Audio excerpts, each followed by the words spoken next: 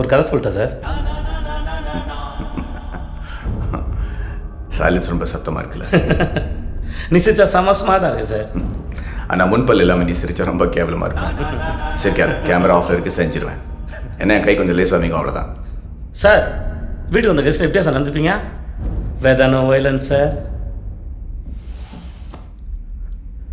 எதுக்கு சரண்டரான?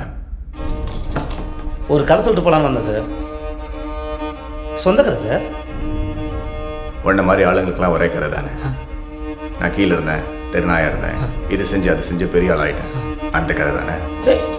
ஐயோ எப்படி சார்? என் கண்ணிலே படம் பார்த்தியா சார்? உன்னை பற்றி ஒன்று சொல்லட்டா. இன்றைக்கே 10 கோடி ரூபா கொடுத்து இந்த தொழிலை விட்டுருனா காசு வேண்டான்னு போயிடுவேன். ஆனால் வீட்டுக்கு போய் இந்த காசு எங்கிட்ட எப்படி போடுங்களான்னு திட்டம் போடுவேன். அதுதான் நீ.